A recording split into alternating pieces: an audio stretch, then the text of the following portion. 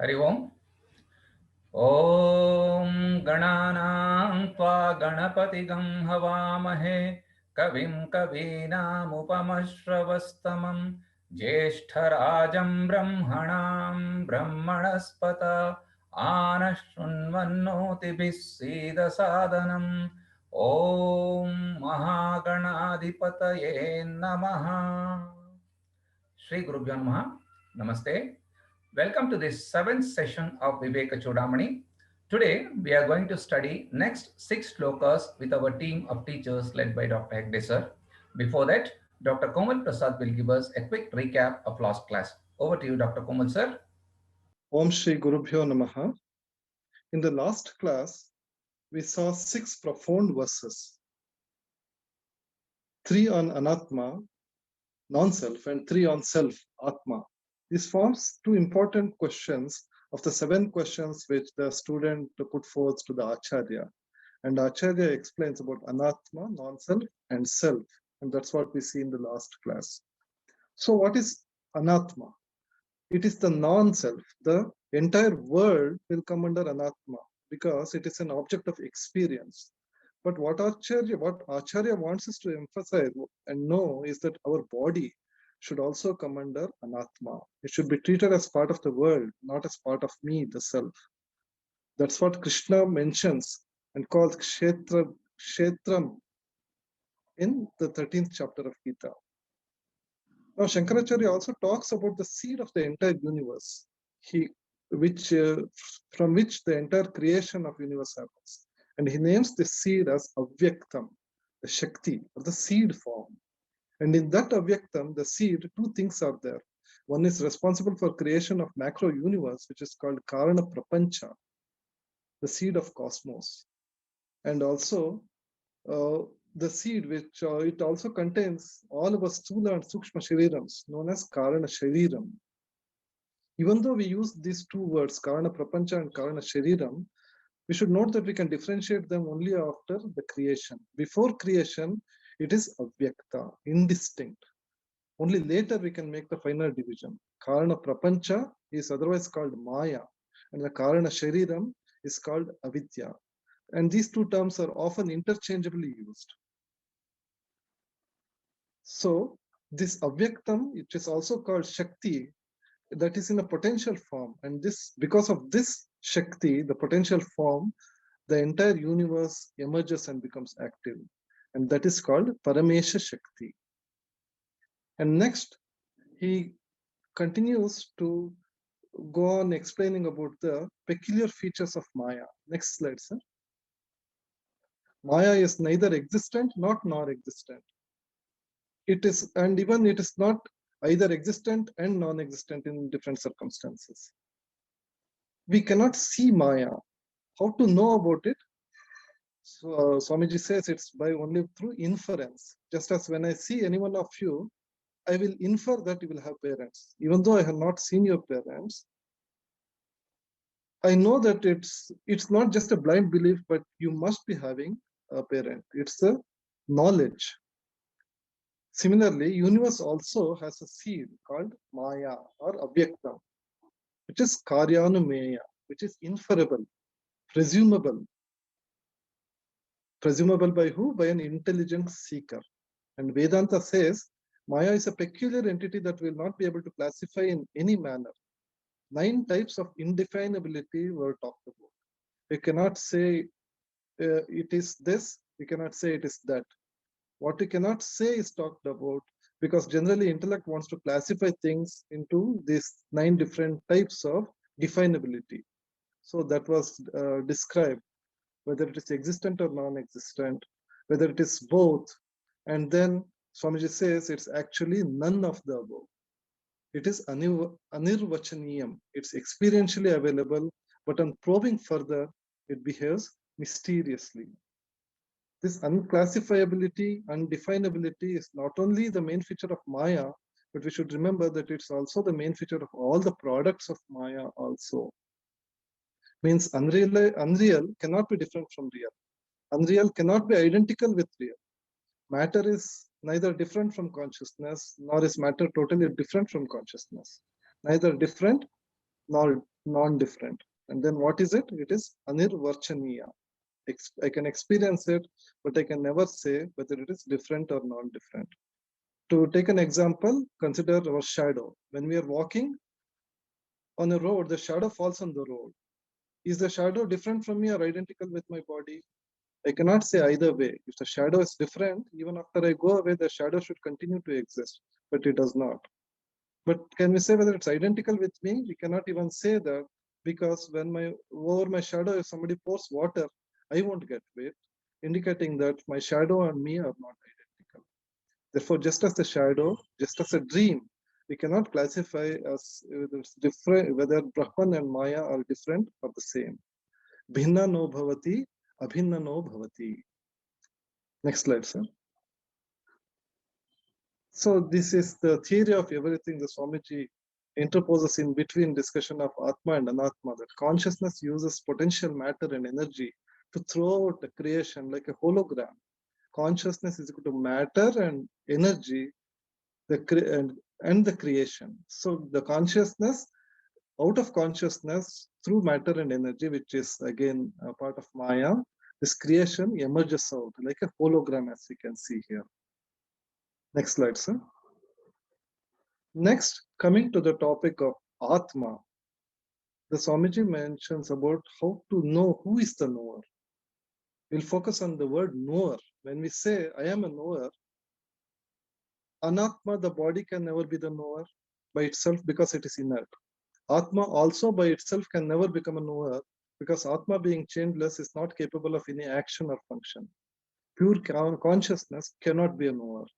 Even though it is conscious, it cannot be a knower by itself. And Anatma cannot be a knower by itself because it is Anatma and inert.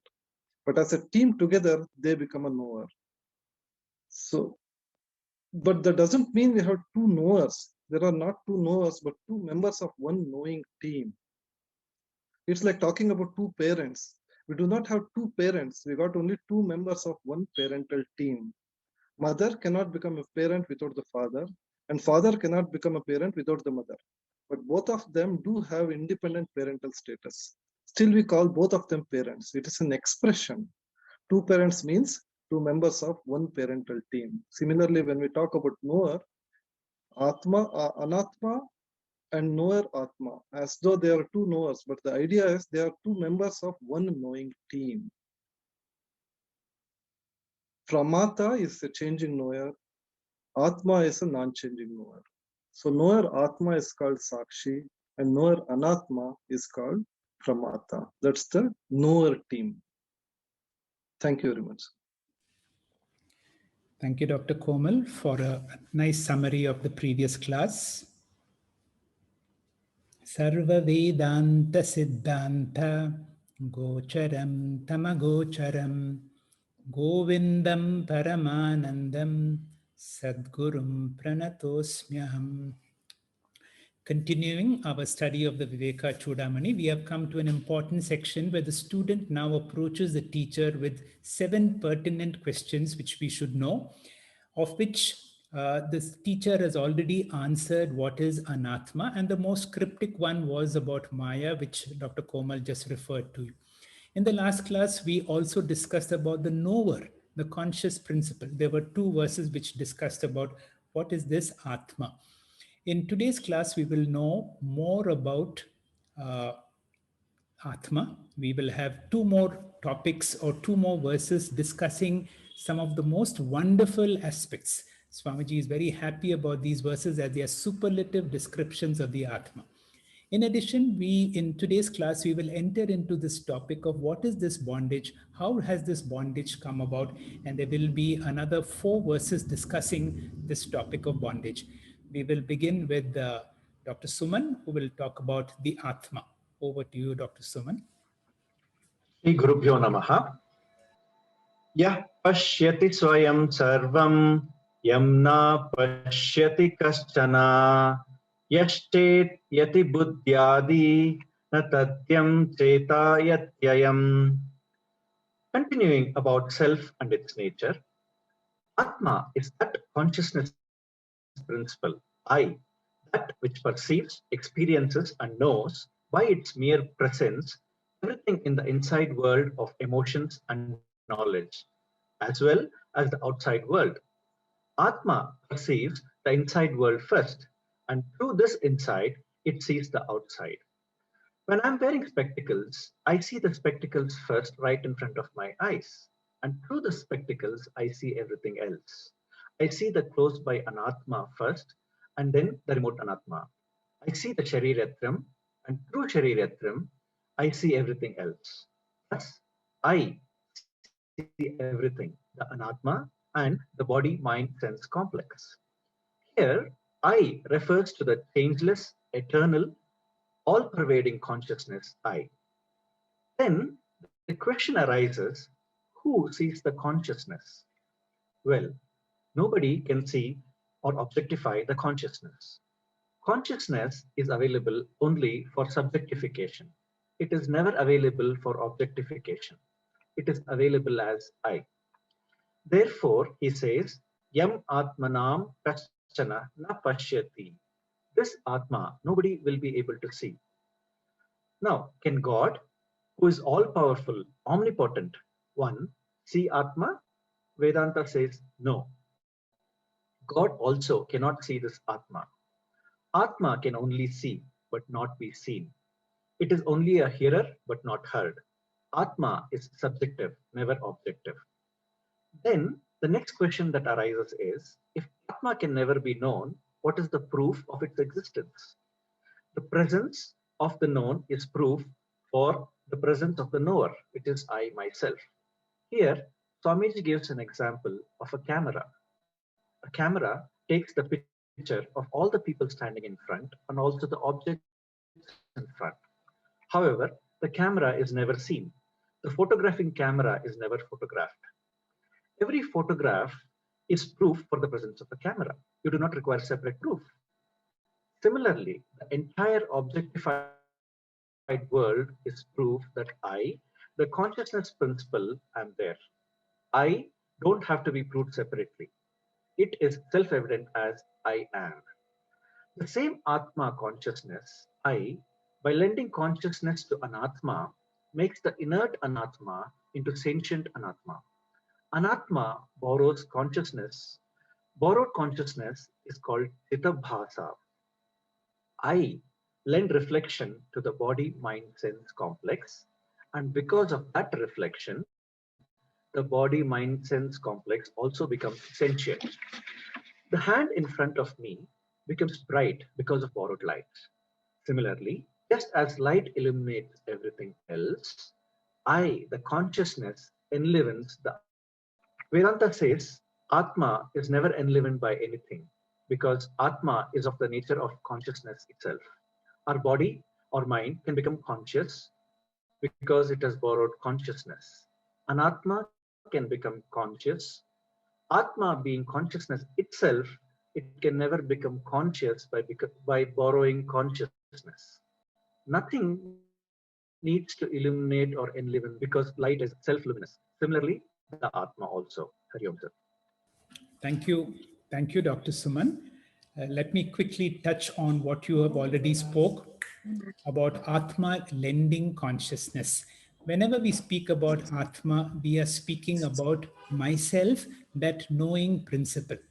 And as you rightly said, before we know the whole world around, I become aware of someone within me who knows. That means there are two types of knowledge. One is called a Samanya Jnanam, the other is called a Vishesha Jnanam. Samanya Jnanam is at every stage, I know I am. For example, in this class, I see so many people are there. But before I know everybody, I know I am there. This fact that I know myself, this is called Samanya Jnanam. And there is no proof required, as you said with the photograph and camera example, for the proof of my own existence. Now, to prove something is there, I have to use my eyes or my sense organs to prove anything in the world.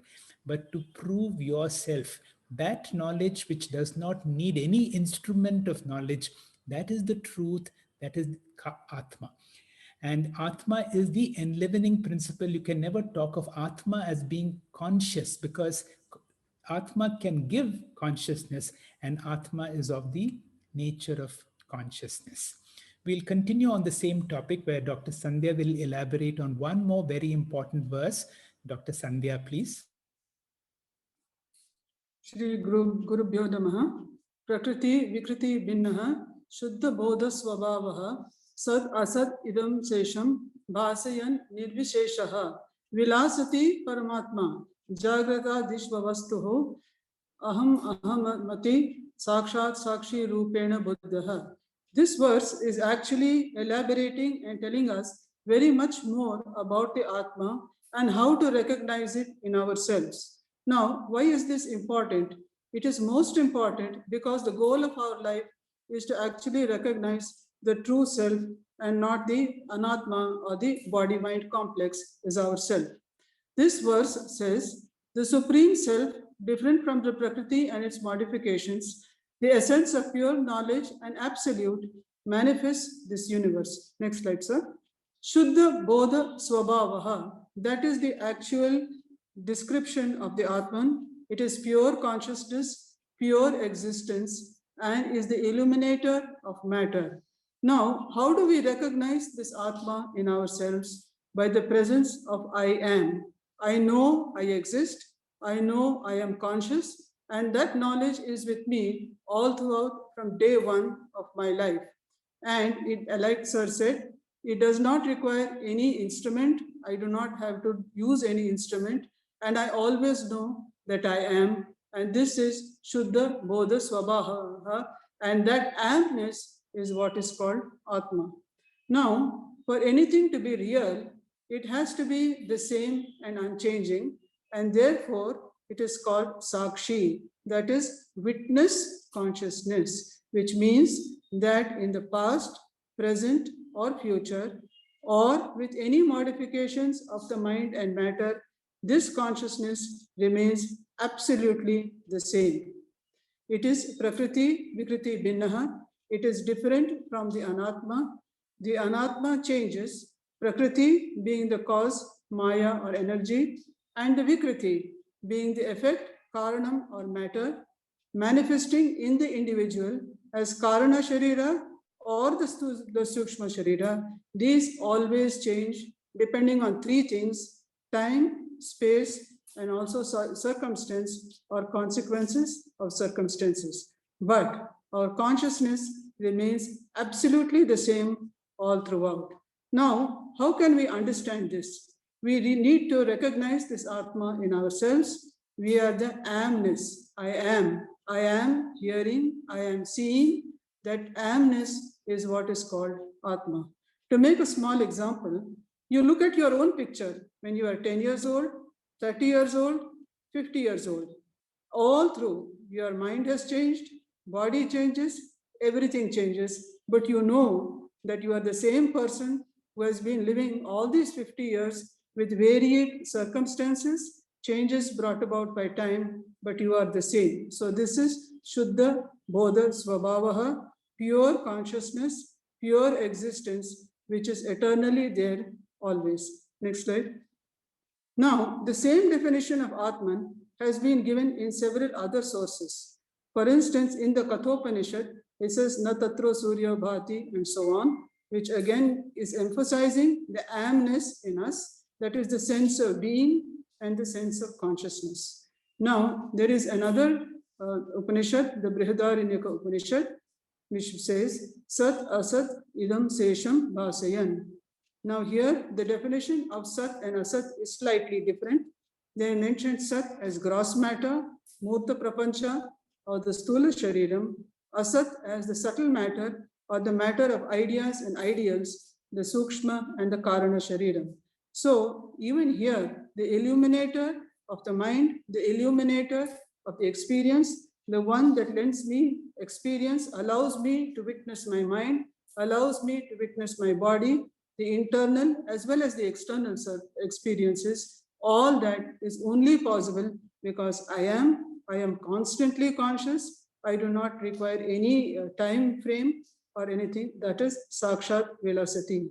Not only in the external waking world, in the dream world, awake world, sleep, deep sleep, everything is possible because the constant consciousness that I am is the Atman. This is Sat, Chit and Ananda, and this is what we have to realize, that that's what we are, and that is really the goal of our life.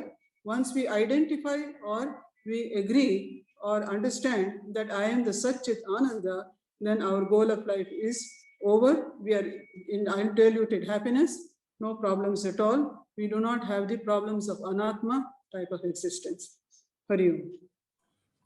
Thank you, Dr. Sandhya, for a nice explanation of this topic. I am this Atma which illumines everything else. The real focus is on what we call is the samanya jnanam. That means something that is constantly there, as you nicely explained on the photograph. That means from childhood, so many things have changed, but that I am the indweller within all these bodies. Through my dream, through deep sleep, through my waking, there is one constant factor. Going beyond this I am or the Atma illuminates the world outside, and the world outside can be classified, as you described, as Karyam and Karanam, the cause and the effect. The cause is Maya or avidya, which cannot be seen. The Karanam is both the subtle, like the mind, which is there, but it is not, it is of a subtler nature compared to the gross body. And so we should know what is this Prakriti and Vikriti. Vikriti is what is manifest, and Prakriti is the cause. Focusing some more, because we are coming to the conclusion of the discussion on Atma, and very important is this I am principle, this non-changing principle, this witness of everything is the Sakshi. And when you claim this I am as the real me, that is Brahmajnanam. When you say I'm a doctor, I'm a man, immediately you have identified with the anatma. The focus is on I am. And this knowledge of I am, to say that I am here, does not need my eyes, does not need sense organs. This is something we are absolutely convinced of. This is may look like a very silly joke, but it will help you to understand what this I am was. There was a man who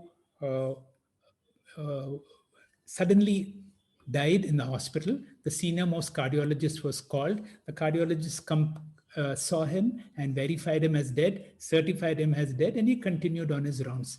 After some time, the man got up. And the sister said, see, the senior most doctor has come and certified you. Do you think you know more than that doctor? Now, to know I am, you don't need verification by any other person. You don't need anybody else's verification. You don't need any organ in your body.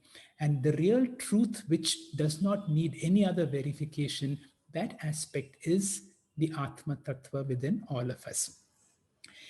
This Atma Tattva, the beauty of this Atma Tattva is the one that I am is there within me is the same as the I am in everyone else. And Shri Krishna has given this very powerful verse in the 13th chapter, where Shri Krishna has says with conviction, Kshetrajnam chapi mam vidhi sarva kshetreshu bharata. That I amness which is in all of us is the same as this in Shri Krishna. Know that to be me. And then he gives his conclusion. This distinction between Atma and Anatma, this distinction between Kshetra and Kshetrajna, according to me, Matam Mama, my opinion is this is the real knowledge. All other knowledge is not so important as this knowledge of this I am. Who is this I am, because of which I know myself and because of which I know everybody else. Now we change to a new topic. We come to the topic of bondage. Dr. Anupama, will you explain the next verse, please? Shri Gurubhyo Namaha, verse 39. Atra anatmani aham iti matihi bandhah eshasya pumsaha praptaha ajnanat janana manana klesha sampata hetuhu ena eva ayam vapuhu idam asat satyam iti atma buddhya pushyatyukshatyavati vishayehi tantubihi kosha kritvatah. This is the answer to the first question, ko na on it. What is the meaning of bondage? The notional misconception that I am the anatma, the body-mind complex, is bondage. Two errors are committed simultaneously here. First, the anatma, though mithya, is mistaken to be satya. Asat vapuhu satyam iti buddhyaha. Second, the identification with this anatma, asat vapuhu atma buddhya. What is the definition of bandhah? I, the Atma, erroneously identify myself with the body-mind complex. This is also called Dehabhimana, Adhyasa, Bhranti, Viparyaya, etc. What is the cause of this bondage? Ignorance or Atma Anatma or Viveka. What is the consequence of this bondage? Esha asya jnanat praptaha janana marana klesha sampata hetuhu. That means substance or body-mind complex identification called dharmi adhyasa leads to attribute identification or dharma adhyasa. That is, identification with this mortal body is a cause of birth, death, and all the problems of life. What are the types of bondage? Bondage could be raga, when one runs towards objects. This is called pravritti, or dvesha, when runs away from objects. That's called nivritti. This incessant and running is called samsara. Atra anatmani aham iti matihi ajnanat praptihi. If I claim that I am the body-mind complex, anatmani, that is, the stula, sukshma, karana, sharira, I become Vishva, Taijasa and Prajna. I create three false eyes. This intellectual misconception or Dehabhimana could either be Samanya Abhimana or Vishesha Abhimana. Samanya Abhimana is inborn, like Prarabdha, a natural association with the physical body. For example, if I get hurt or if I feel hungry, I do feel hurt and I do feel hungry. Even Atma Jnana cannot eliminate this. All animals have Samanya Abhimana. Vishesha Abhimana is the conclusion that I am this body-mind complex. Aham iti matihi. This intellectual and erroneous notion is called bandhah. Esha bandhah asya pumsaha ajnanat praptihi. We must remember that the body-mind complex is a phenomenal gift given to us by God. We must use it but not identify with it. Without this body-mind complex, how can I claim Aham Brahma Asmi? A Jiva Mukta has Jiva Sharira. A Videha Mukta has Ishvara Sharira. The consequence of Dehabhimana is samsara. It turns out to be a battle of fate versus free will. We know that prarabdha is adrishta or unseen. This results in insecurity, anxiety, and the unpredictability of a samsari. Now, our priorities shift to immortalize this body-mind complex. Pushyati, we start nourishing this body. Ukshati, we start cleansing this body. Avati, we start protecting this body with various objects called vishayahi. Our life becomes like that of a silkworm. A silkworm protects itself by weaving a cocoon of silk. A silkworm is called kosha krita. To get this silk thread intact, the worm is killed by dropping the cocoon into a cauldron of boiling water. What was thought to be a protection becomes an enemy. Similarly, by indulging in the body-mind complex, Dehabhimana leads to bondage or samsara. Samsara is self-inflicted by self-ignorance. We are living silkworms in the boiling water of samsara. This is bandhah. Thank you. Thank you, Dr. Anupama, for giving us the explanation of the verse which talks about the meaning of human bondage. Bondage, according to Vedanta, is an intellectual problem because of the claiming that this body I am. Once I conclude that I am this body, then all the prarabdha that comes with the body becomes my prarabdha or my suffering. Now, there are two mistakes that we do. One is to take this mithya body as satya, and second is to identify this body-mind complex, which is only an instrument that I have to use temporarily, as my real self. And because I identify with it, I nourish it, I anoint it, I protect it, like that beautiful example of the silkworm. So the clear identification uh, is to learn to disidentify. The more I identify with this body-mind complex, I am in for samsara. For more details, we continue on the next verse. Vinayakan, please. Hari Om, Sri Gurubhyo Nama. So the next verse goes like this. Akhanda nityadvaya bodha sattva sfurandamatmanam vaibhavam samavrunotyavrdi shaktiresha tamomayi rahuri bimbam. So the fourth question that is taken up for answer is Kathamesha Agataha. The word Esha here refers to bandhah, bondage. How has the human bondage come into existence? What is the diagnosis? So that we can take the remedial measures. In these verses, that is going to be answered. That is the foundation of Vedanta.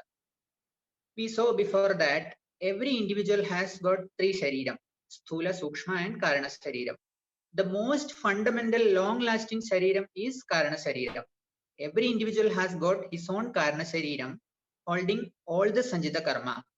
Every individual has got avidya as Karana shariram, which avidya is called Mula avidya because it is the fundamental personality of Jiva. Then we saw that avidya has got Avarana and Vikshepa shakti.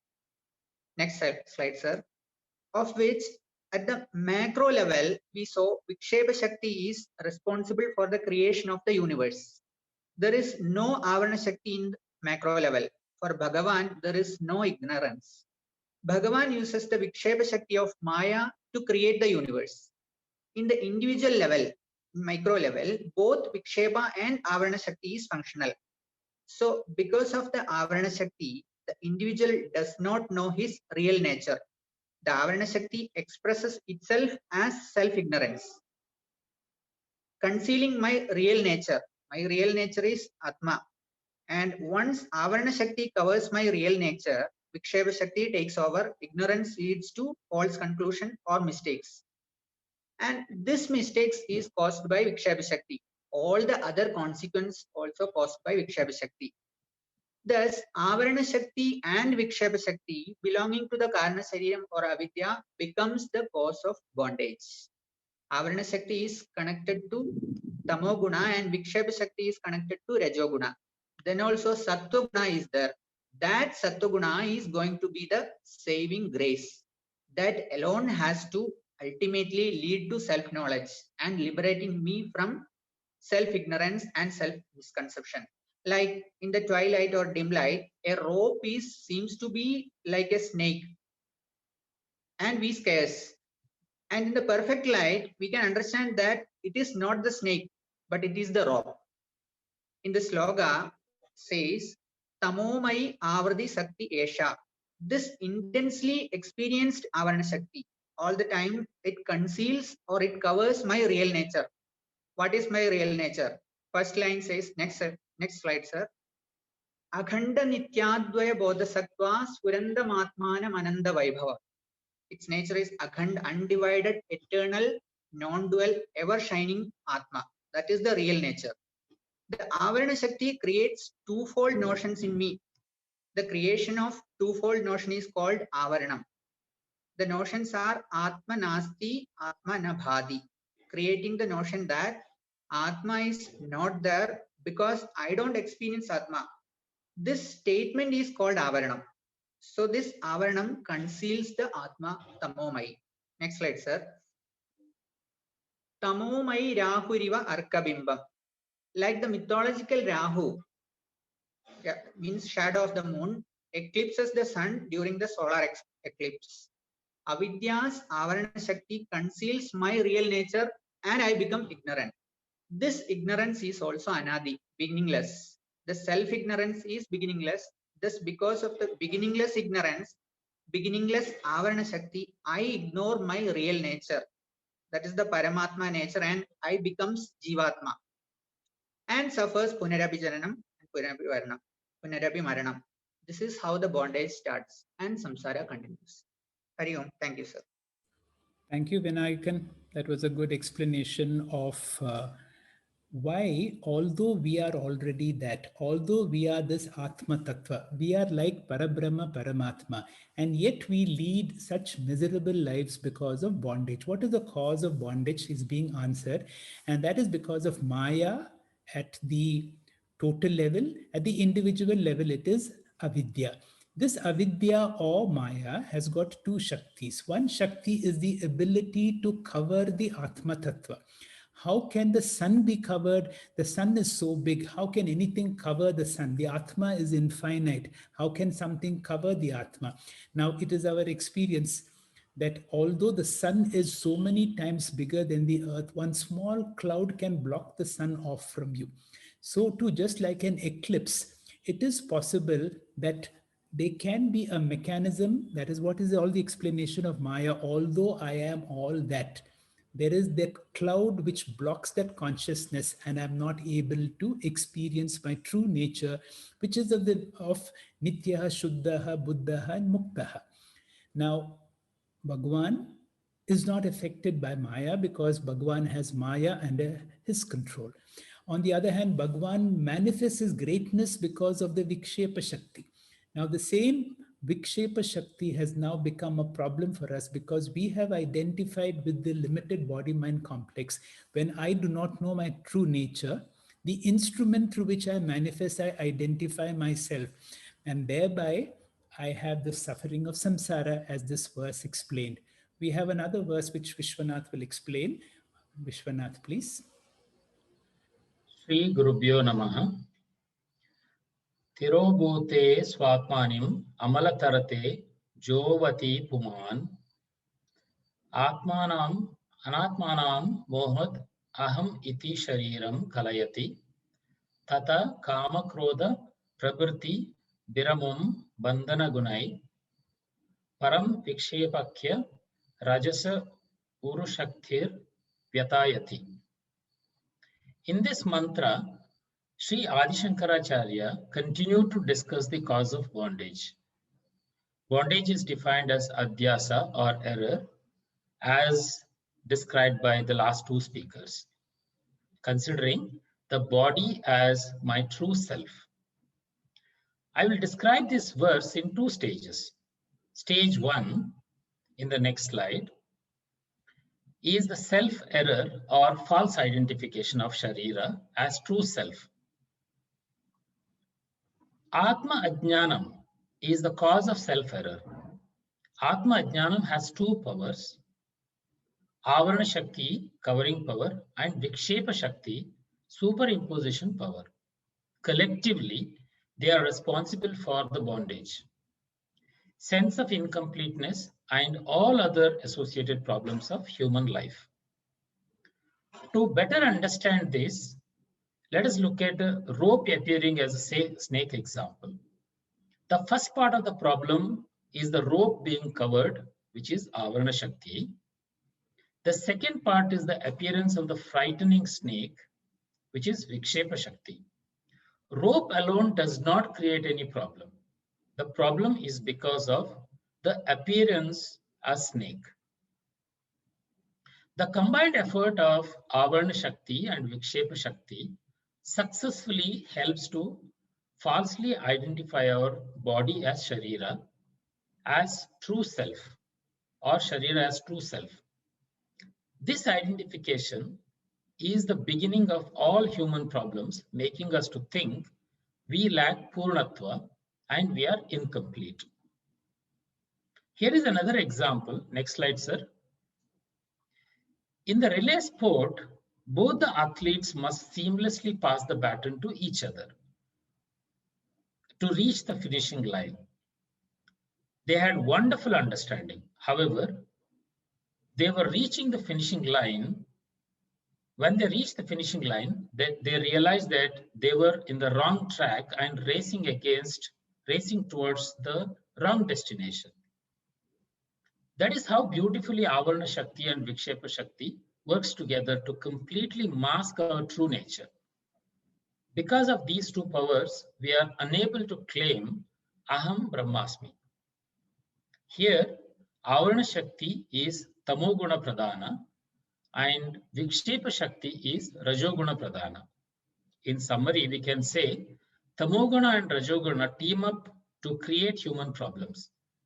So, Swatmani Tirobhute means my real nature, Brahmatvam, is covered. And only Sattva Guna must fight this team that is creating the human problems. In the next slide, let us look at the second stage of the problem, which is Aham Apurna. Puman Anatmanam Aham Iti Kalayati. He imagines or mistakes his body as Atma.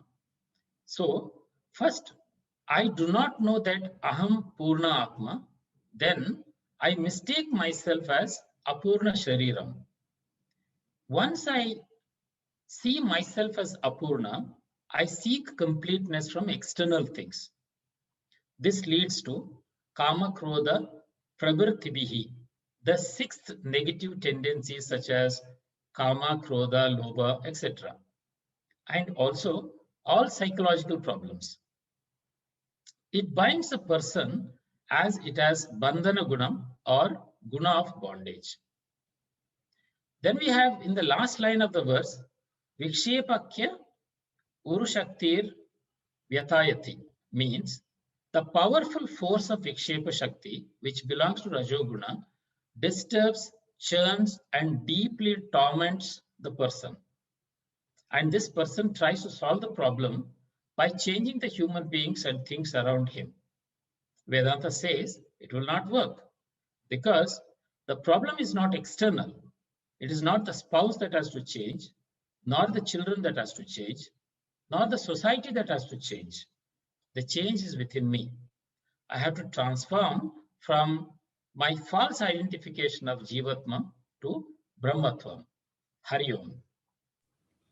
Thank you, Vishwanath, for a nice explanation of a verse which tries to analyze why we go through all these problems. And I appreciate you have taken this verse on very short notice because someone could not do it.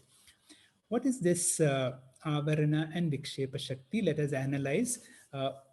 My true nature is concealed, as in the rope snake example, because of inadequate light. I'm not able to clearly make out, but my very creative mind is able to project something else. And when I project something which is other than myself, I have unnecessary sufferings. And all these problems are basically, it is an intellectual problem. I do not know my true nature.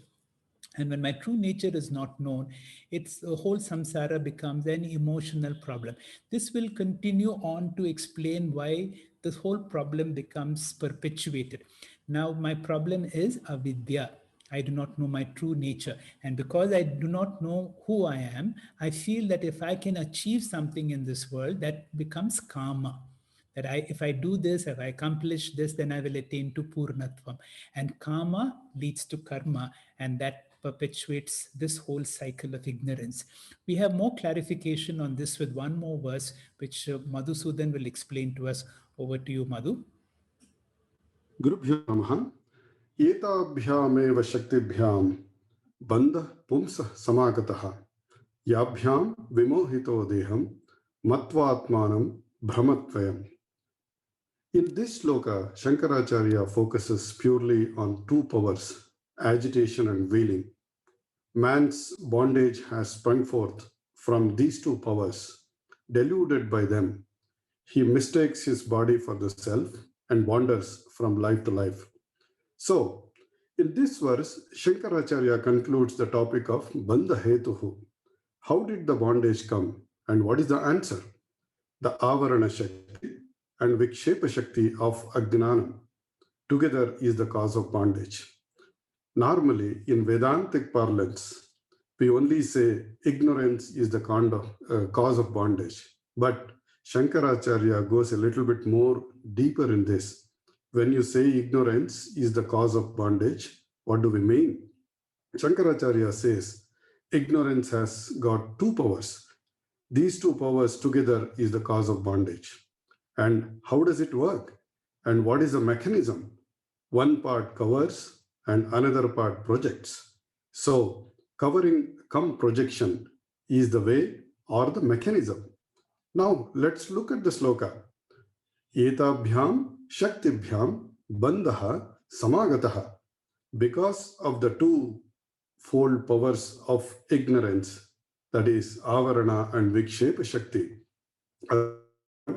Tamas Shakti and Rajas Shakti, which also could be called bandhah samagataha. Bondage has come out. And to know how it happens in our daily experience, let's look at sleep as we show in the next slide. During sleep, Avarana Shakti alone is there. Vikshepa Shakti is not that it is absent, but it is dormant. The moment you wake up, in fact, waking up is the waking up of Vikshepa Shakti only. The small I is born. During sleep, self-ignorance is there. And as we heard, during waking, self-ignorance and self-error comes in.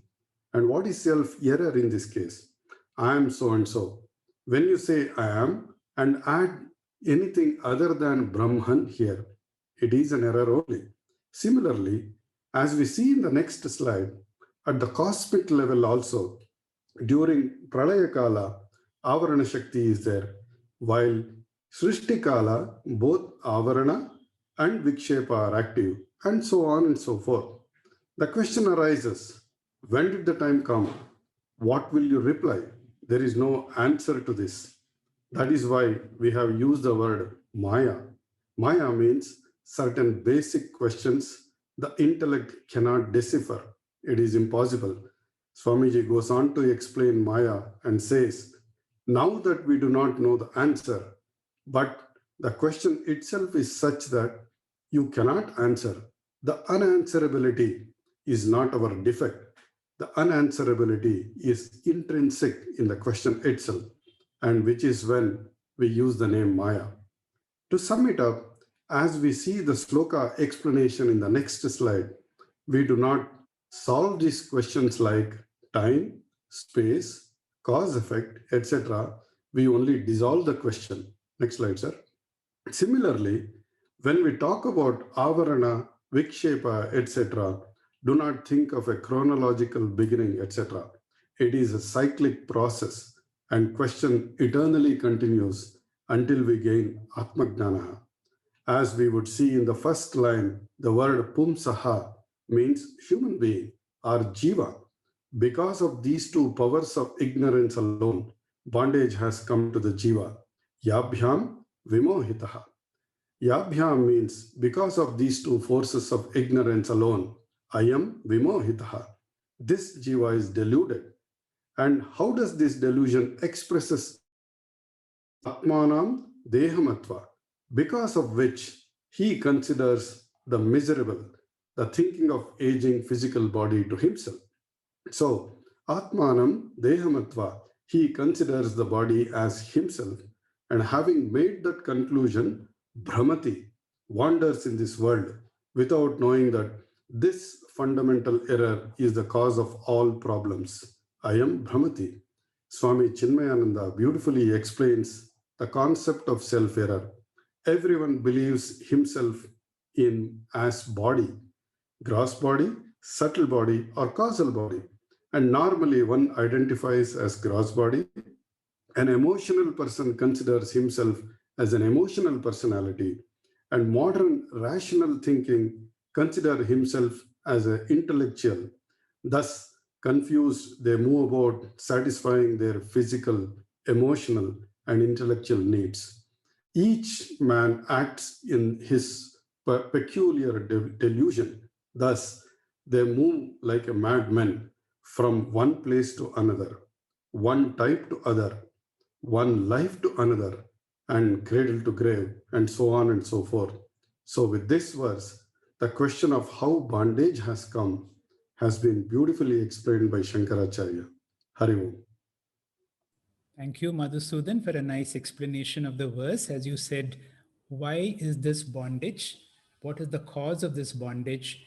Although we are already that, although we are Parabrahma, Paramatma, we have ignorance. Once I do not know my true nature because of the Avarana Shakti. Avarana Shakti is the inexplicable ability of Maya to conceal my true nature. Once I do not know who my true nature is, I think I'm somebody else. And what is that somebody? The instrument through which I function, I identify as myself. The limitations of the instrument become my limitations, and I do all kinds of efforts to improve, and this produces from an ignorance or an intellectual problem, it becomes an emotional problem. And as we will see, it is the cause of samsara and the perpetuation of the birth and death cycle. With this, we come to the end of today's class, and we will have a little story to illustrate what we are talking all about. How, when we do not know ourselves or when we are ignorant, there can be so much of samsara, as in the very popular Vedantic story which has come down from centuries, the story of the Dashamaha Nasti, including Adi Shankara in this Adi Shankara in his work has mentioned this story. Sureshwaracharya in his Naishkarmya Siddhi has also mentioned this story. This story is about a certain Gurukula who had 10 young boys as students, and it happened to be a particular holiday for their class, and they went and requested their teacher if they can go across the river because there was some fair across in a little village. That as you can see from the picture, the weather was very good and the stream was not too full, and they could comfortably wade across the river. They went to attend whatever function was there, and when they had to return, the weather was bad. It was very cloudy, it was getting dark, and the stream now was brimful, and the boys were forced to swim across. The leader of the group now then decides that he is very concerned that all of them come through. He's the one who swims across first, and he's anxiously waiting for each of them to come. And as they come, he begins to count how many people are there. And in his anxiety and in his stress, what he's able to do, he's counting all of the others, excluding himself, and suddenly finds that the 10th man is not there. Similarly, others do that, and in their anxiety, what happens is each of them miss out the 10th man, and they report to the teacher that Dashamaha Nasti. Once the teacher looks at all of them, the teacher gives them the reassurance, Dashamaha Asti. The 10th man is there. Now they have not sure who is the 10th man, but they have a sense of relief that their guru is able to say that the 10th man is there. And then he makes them count all of them. And finally, he asks them to count himself, and he declares, the 10th man that you are looking for is none other than you. The one that you are looking for and one you are searching for is none other than you. And here comes the Mahavakya. The one that you have been searching for is Tatutvam Asi. An ignorance of your real nature, because you are concealed by your stress. You projected that there must have been a serious tragedy and the person was missing, and therefore all this samsara happened. The story is very simple, but there is a lot of analysis that can be done, and that is how we should take these stories, imagine ourselves in these stories, and we have none other than the great Vidyaranya Swami. In the Panchadashi, 7th chapter, has analyzed the Dashama story and brought about 7 stages of ignorance. We will start from the 3rd stage, because the first and 2nd stage deal with ignorance of my ignorance. Those who are ignorant that they are ignorant do not come to the spiritual class. So all of us are now aware that I do not know my true self. And this is called Vikshepa. Because of Avarana, I project myself to be this limited body-mind complex. Once I go to a teacher, just like the student who has come to the teacher, after he gives his 7 questions, ko nama bandhah, the teacher reassures him with all confidence, don't worry, all will be well. Now, when the teacher gives you the reassurance, this is called paroksha jnanam. The teacher is saying all will be well, but this has not been my experience. I have a sense of reassurance, and these words of the scriptures which give a sense of reassurance are called the Avantara Vakyam, which tell you finally, when the teacher says the one that you are looking for is none other than yourself, you realize I am that. And that is called the Aparoksha Jnanam. The one I've been searching for all along is none other than my real self. And this Aparoksha Jnanam is brought out through the words of the Upanishads and the Gita, which are called the Mahavakyam. Now, nothing has happened, but from that moment itself, my sorrow has disappeared. The sixth phase is called Shoka Nivritti and Ananda Prapti. We will conclude this class. Over to you, Venkatesh Prasad. Thank you, sir. Thank you, friends. That marks the end of today's class. We'll be back with a few more selected verses of Vivekachudamani next Monday. Let's meet on Friday, same time for our Upanishad class. Please log in by 6:45 p.m. local time. Om Purnamadah Purnamidam Purnat Purnamudachyate Purnasya Purnamadaya Purnamevavashishyate. Om Shanti Shanti Shanti. Hari Om.